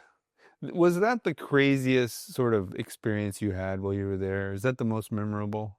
No, there was a lot of memorable ones, but I always came prepared for them. Airdropping in a hot area, a lot of guys would come up overhead and spiral down. All that does is give the guys around there plenty of time to shoot at you. Right. What I'd come in low, fast, pull up, drop, and get the hell out of there. And that worked, except for this time. Well, I feel like in the book you had said you had done several passes trying to drop in there or something, or was it like the second or third pass? Or Oh, that was 2 is days that a different? afterwards. I was airdropping up at Site 32, Oh, really? and they started taking mortar rounds. And I said, "Why don't you just abort?" And now they need the ammo. They need the outgoing for all the incoming. And so I made the passes and dropped them their stuff. Dude, That was Black Lion. can you explain the process of dropping in the C-123? Like, 123 was a great drop airplane. You had 2 roller tracks in the cabin floor, and of course, the cargo's on pallets on these roller tracks. And depending on what it is, if it's munitions, and normally it's about 900-pound pallet, and you could drop those 1 at a time or 2 or 3 at a time and be very accurate. like how accurate? I could drop it in like an area of this house. And so are you giving a signal to drop? Or are you pushing a button? No, I'm calling it. And how are you calling it? I'm eyeballing my release point. When that comes up over here, I'm going to call drop and add power to So you have an intercom where you say drop? Yep. Okay. Add power to the recips, so the co-pilot brings the jets up to 100%. Run right out from underneath it.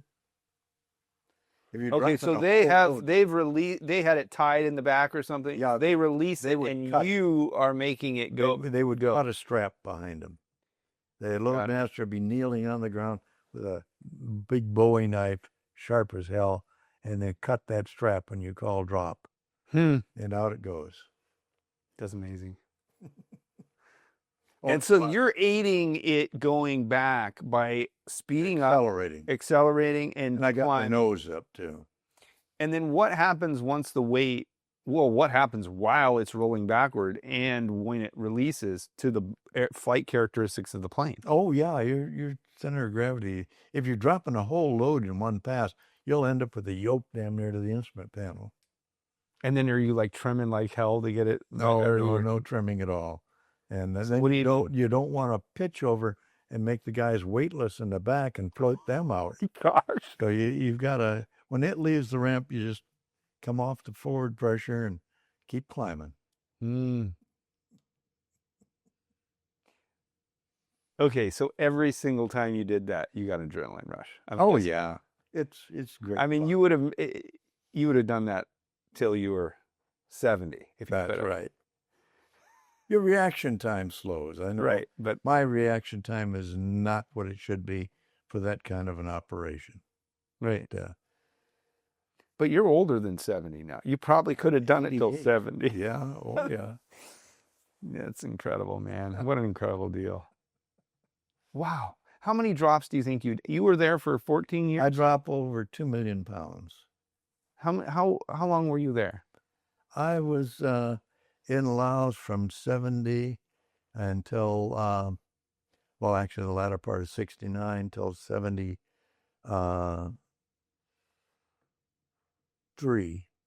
when they pulled out of Laos and abandoned the whole operation.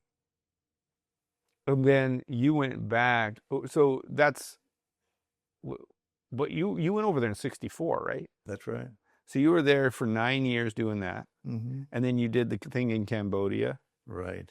So you were there for like then I went 12 years. To Laos and flew for Prince Panya. Okay. And for the communists. The little guy with a red star in his cap and a pistol on his belt in the jump seat. So was that the other side essentially, or is that different? Yeah. So you went and flew for the other side? Yeah. How'd that make you feel?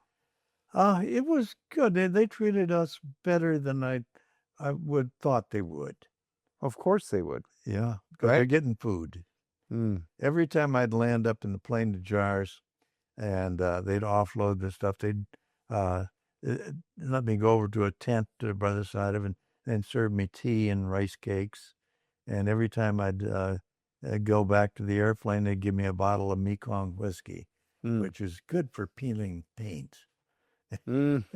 So, okay, let me make sure I'm understanding you, because since I don't understand the whole political and the different factions and stuff, when you say you were flying for the communists, isn't that who you guys were fighting against?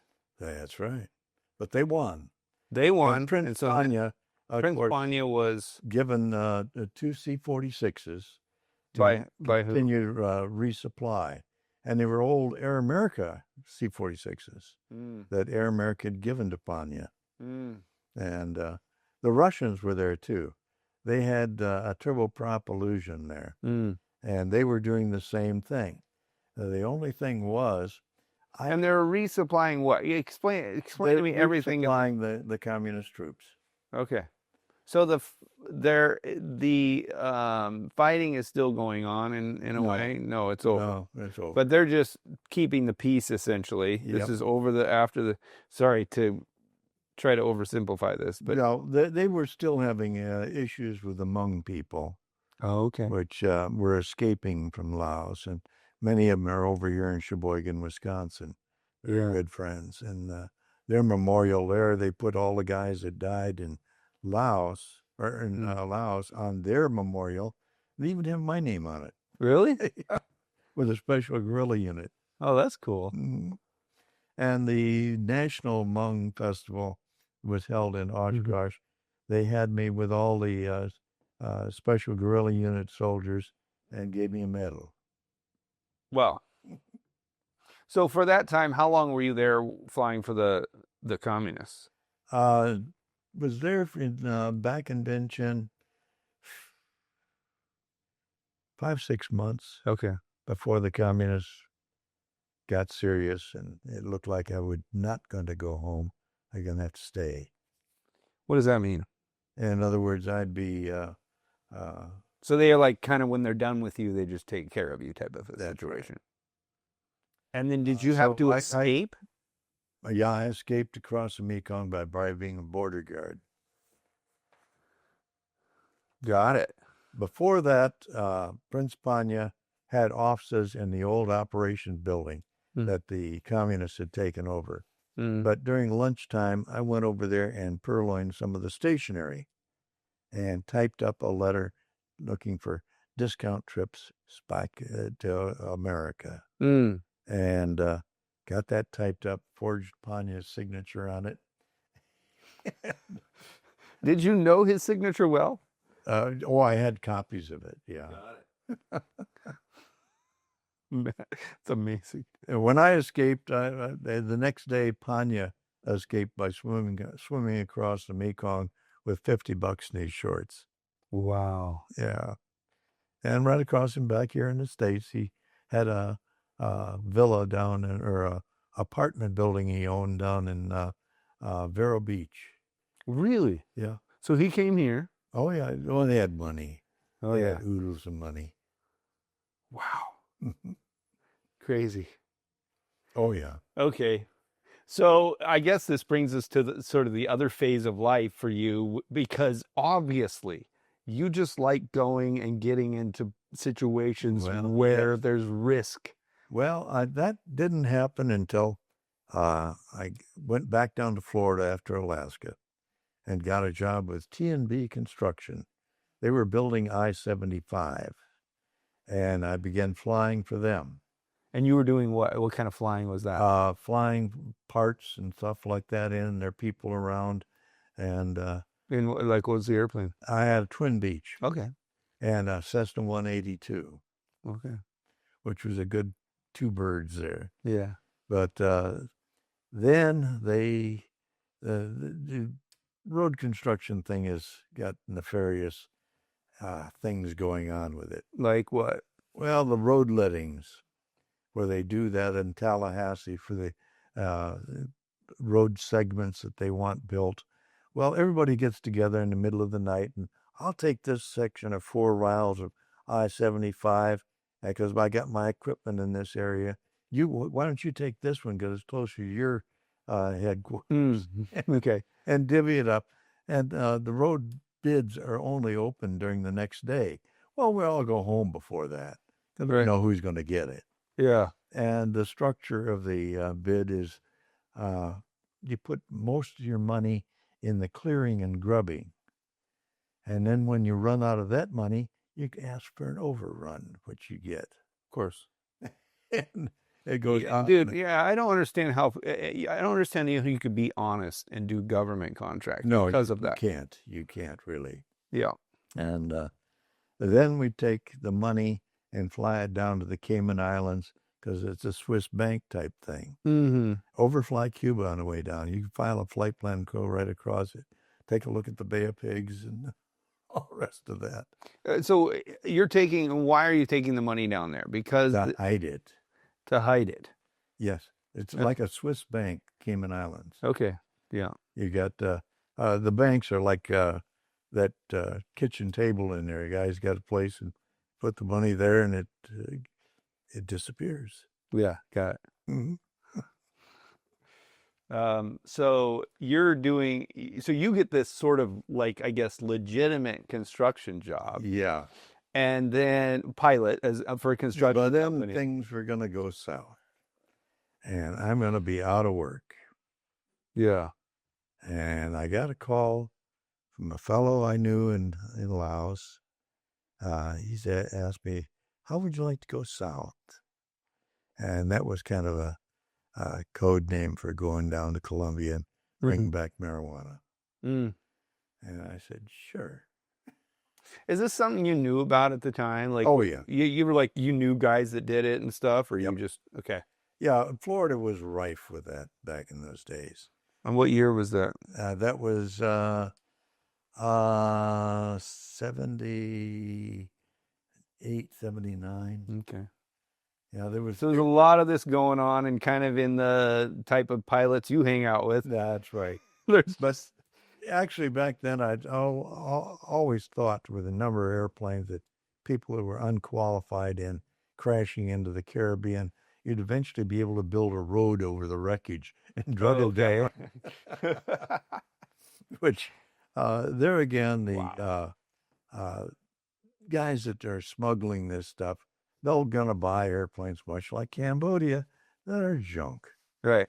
Because they don't want to invest a lot of money in an airplane that might not ever come back. Or if it does come back, it's going to get seized. Mm. So they don't care. And yeah, it is disposable, right? Because it's like, well, even if you bought the nicest airplane, there's no longevity guarantee because you might have to literally bury it. Abandon it. Yeah. Okay, got it. Well, I took a DC-3 down there and brought back 6,000 pounds of happy weed. Mm-hmm. And that started the ball rolling. And I did many, many more trips. Wow. But there again, busting the border and the rest of that was something we did for Uncle Sugar. Mm-hmm. And that was... What did you call that? What did you say? For what? Uncle Sugar. Who's Uncle Sugar? What is USA. Okay, I've never heard that term. Yeah. That's a great... But you come on up over Haiti, let down over the Lizard, Great Anagua. What is that? It's an island north of Haiti. Got it. In the archipelago of the Bahamas. Okay. And get it on down to 1,500 feet, and you come up to Treasure Key. Mm-hmm. You're down to 500 feet. Mm-hmm. Make a 90-degree turn, head for the Florida coast. You're north of Grand Bahama, and you're heading toward Jupiter Inlet. Okay. And then you take it down to right at wave top. If the horizon gets dark, that means there's a freighter up there. So you need to bend one way or the other to get around that thing. And then cross Jupiter Inlet, ease it on up. There's an antenna there, which is a good radar blocker. Turn right under the airway, slowly climb up there. And that looks like you're coming out one of the coastal airports. And then where would you go? This was taking that into a strip in the interior. There's so many of them up there. And this one particular one, as we went up A1A, which is a highway there, I could see there's ground fog. Mm-hmm. And car lights and everything are all diffused. And got up to where I could see the beacon on the airport, rotating beacon. And one end of it was completely fogged in 00, but I got a glimpse of the other end of the runway, and I planted it there. and it was pretty foggy. Had to kind of feel my way over the taxi strip and parked it in front of a hangar and shut her down. Now, the guys that had organized this thing, and I had it where they wanted me to come back to, weren't there. So they had told you, meet us here, Yeah, drop it here. They weren't there. they weren't there. That's a good sign, huh? Well, yeah, it was a bad sign. So got out of the airplane, closed the doors up and everything else.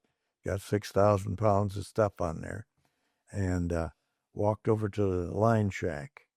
And as I got to the line shack, I figured we can go on this access road and go hitchhike home. But a car came roaring up through the fog, and it was the guys. Oh, And they had two-step vans. They brought them over to the airplane. They loaded the 6,000 pounds in these two-step vans down A1A, or down the Tamiami Trail to Fort Lauderdale, where their home was. So is that the first time? Are you telling me that was the first time you did it? And you just like, okay, that worked. Well, on the way back down there, of course, we didn't have a car there or anything else. We rode in the crash car. So you just left the plane there? Yep. And then what happened to it? I was seized. So you just left it, you get out of it, you're done. That's right. The load's out of it. Load's on the way down to get sold. So is it disposable? Was that like a one-time use? Yeah. And was that usually the thing? Yeah. Wow. There was airplanes scattered all over South Florida. Jeez. That's crazy. Yeah, it was crazy. But the payoff is good. What do you make for something like that? $125,000. You went from making $7 an hour or $5 an hour or $10 an hour flying in a war zone to $125,000 for a flight? Yeah. Wow.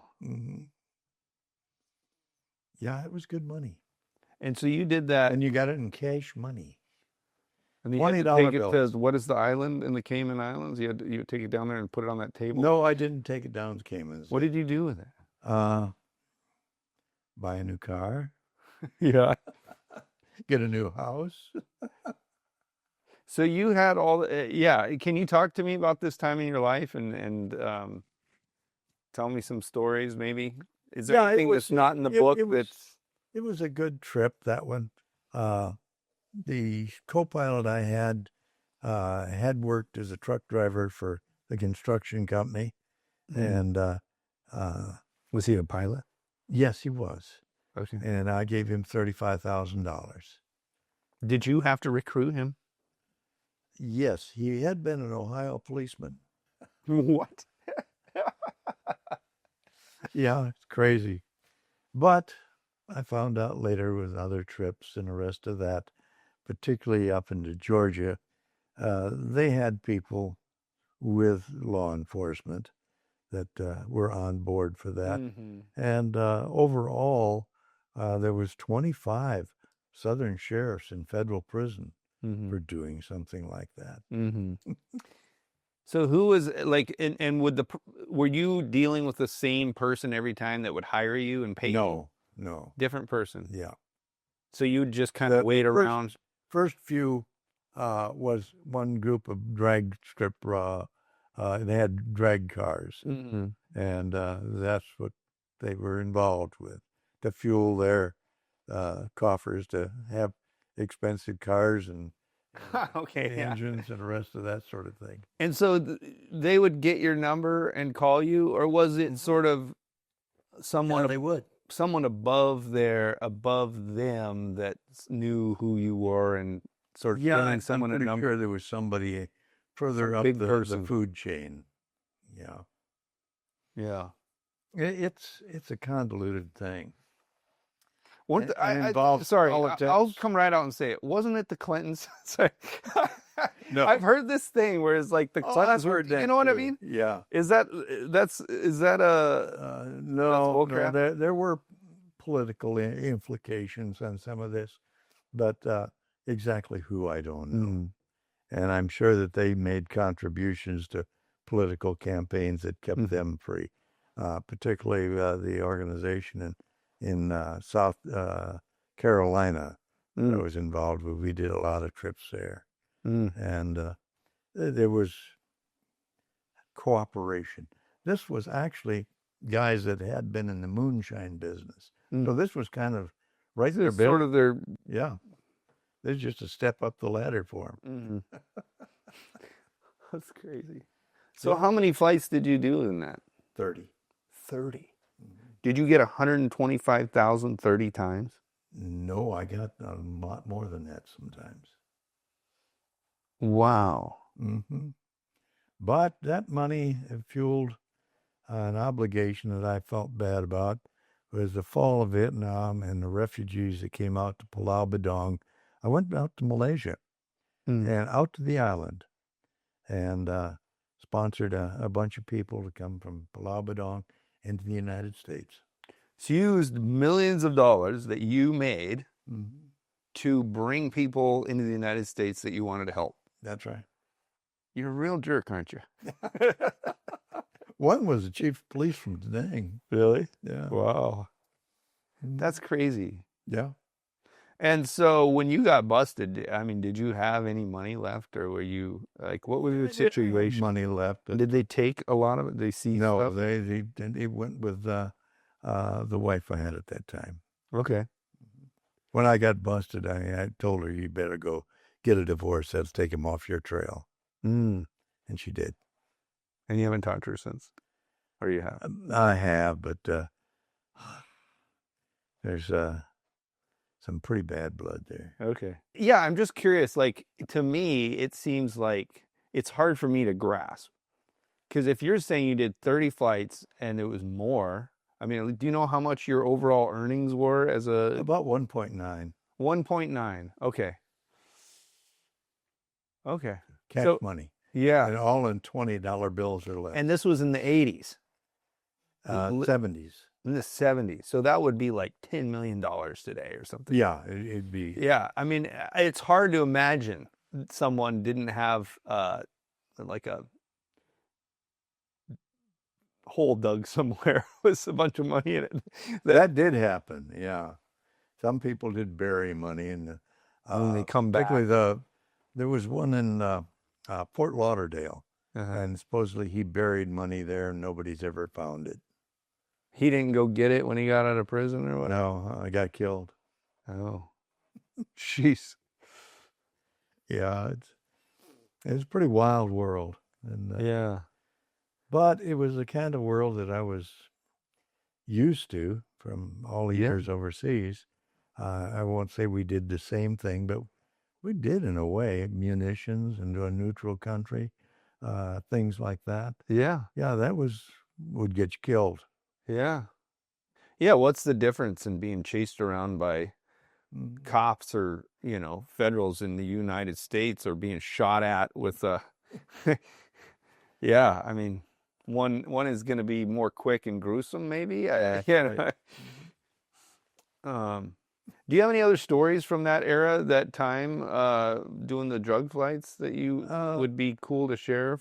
They were always bent to buying the cheapest airplane going. Yeah. And some of them were just death traps. Going out to California to get a Constellation, a 749 Constellation. And it was a junk airplane. The interior was great. It used to belong to Howard Hughes. But the guy selling it was just trying to get us to take the damn thing. Yeah. And then picked up a C-119 out of Davis Mountain Air Force Base. Okay. And brought that down to Haiti, and then another crew took it south. And then back into Georgia, and they had a big load on that thing. So you're always having mechanical issues, probably. Oh, yeah. Yeah. Flying 5 feet off the ocean with an airplane. And then there was another one with the Cubans. We had a Convair 440 based in Bimini. And, of course, you didn't fly it back in the United States. You brought the load into Bimini. They took surf boats, the flat things, and out fishing and the rest of that. And they pull the fiberglass deck off of it put the weed down below it, refiberglass it in, and just cruise into Lauderdale. Wow. And then they just take the boats to some shop somewhere and cut them apart. And Yeah. wow. What is your thoughts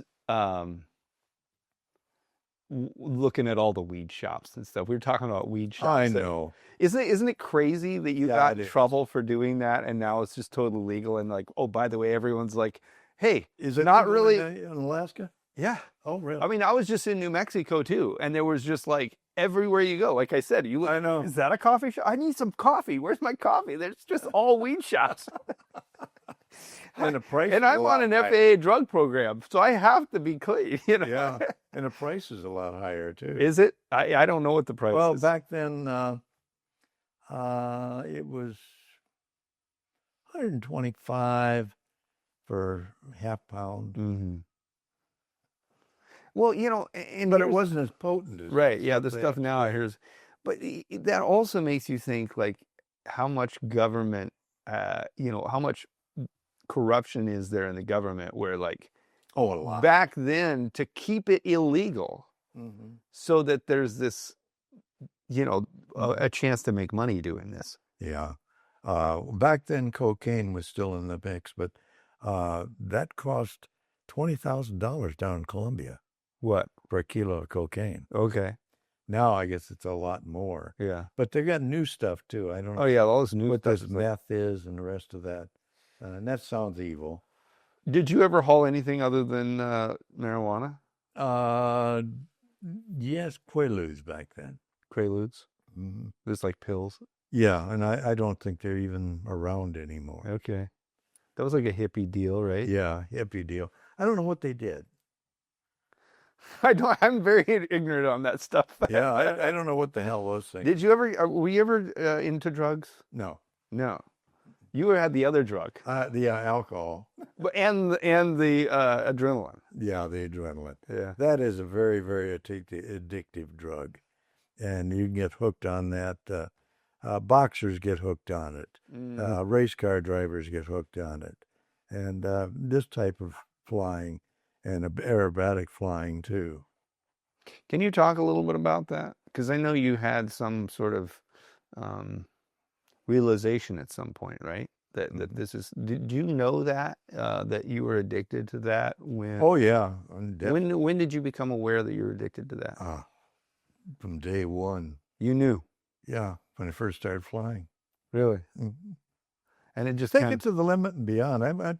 I knew I could make the airplane do more than what it was designed and built for. Yeah. I could fly it at the ragged edge and get away with it. But so many people couldn't. You couldn't feel the airplane. The airplanes are alive. Yeah. They're like a living thing.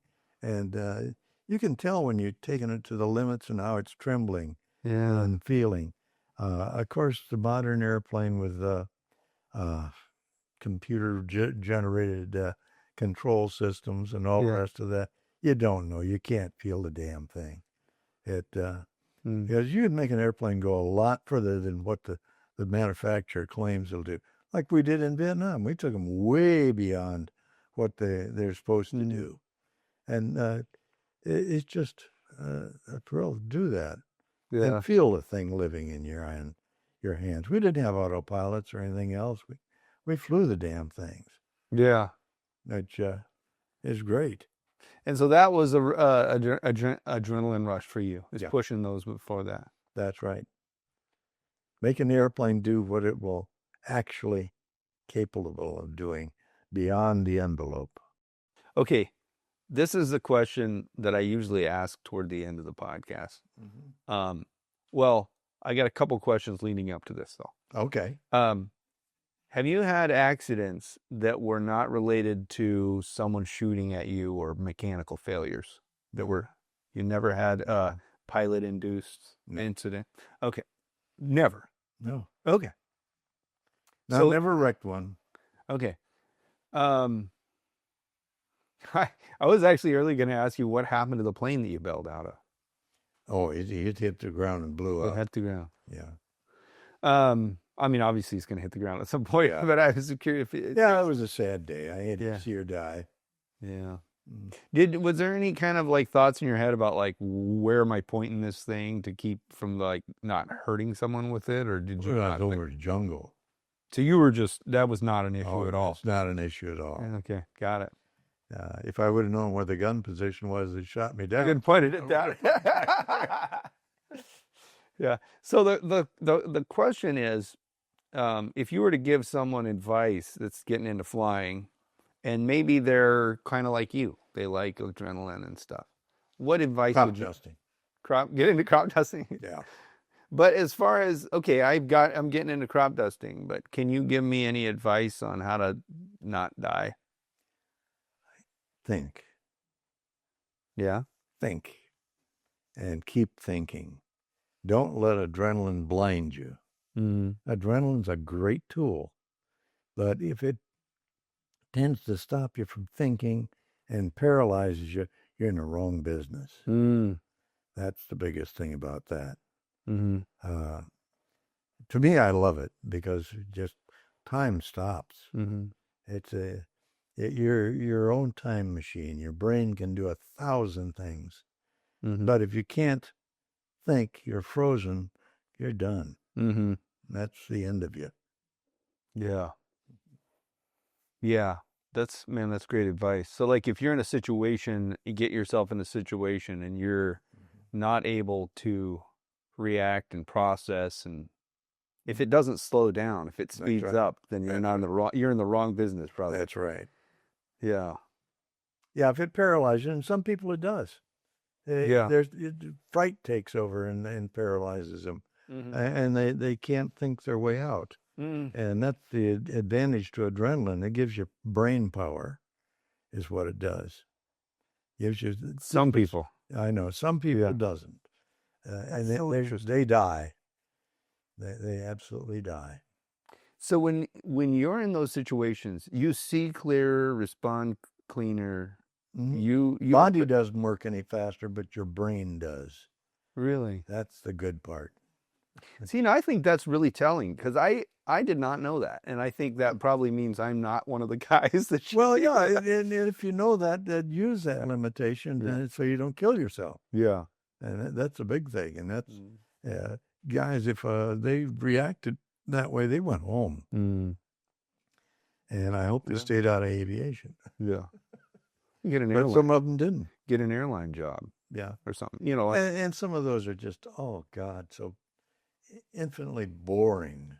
Right. Well, I feel like I could never do that. But like it's the procedural thing of like if this happens, you do this, and it's just everything's cut. Yeah, everything is not cut and dried in aviation. There's so many variables that you got to be prepared for. Yeah, and that's where the gray matter between the ears comes into that makes sense. Effect. Yeah, I think that's good advice, and I think it's very telling because I don't think I'm that one of those guys, which is good to know. Yeah, I mean, if you know it, then stay away from it. I'll give you an example. Every time someone wrecks an airplane or something in Alaska, one a day. Yeah, sure. Yes, there's a lot of them, and a lot of them are just you rip the gear off your plane or something. You're going off the end of a tundra strip. Yeah. But point is. You talk to these guys, and it's the same thing all the time. And I always call bullshit on it because they go, "Well, here's exactly what happened," and they go, I had aileron input, and I'm like, "Did you really? Do you even know?" Because anytime something's happened where I've had a close call, I don't know what the heck happened. You know what I mean? Yeah. But there's some guys that I think. And I think most of those guys that say they know what happened and tell you exactly what happened, it's bullshit. Yeah, you can go to any bar in Anchorage and hear that. Oh yeah. But my point is I think there are some guys that it did slow down for them. Would it slow down for you? Kind of? Did it seem like it would slow down when things were still happening that fast, but my body wouldn't work that fast. But I could figure something out. You could think through it, and were you aware of like where your control inputs were and that's right? Yeah. See, and I don't have that. Yeah, a lot of stuff is automatic. Like when we got hit, and it started rolling into the jungle. I noticed stop the roll. I don't have any more ailerons, so power off that bad side. and it's going to come back. If it Wow. doesn't come back, you're going to be in a ball of fire. You're not waiting for the co-pilot to bail. No. You're Oh, he was terrified. That was the end of his flying days. yeah. He quit. Yeah, I don't blame him. Well, it's good that he did. Yeah. He didn't need to be in aviation, not the kind of aviation we had there. Okay, one other question is you were talking about, I think it was a right-hand turn or something. Yeah. You had a term, and what did that mean? That was so interesting. That was because you're within ground fire range immediately come off the ground. Mm-hmm. And if you make all your turns to the right, it means the round has to go through the co-pilot before it gets to you. So those were, what did you call them? $5 turns. Because they were making They $5. they got $5 an hour for hazard pay, and I got 10. So you would say, okay, we're going to do $5 turns today. That's funny. Some of them didn't think it was very funny. Well, I'm sure they didn't, but it is still kind of funny. I wouldn't have thought it was funny if you did that to me. But what are you going to do? Turn the other way? You know?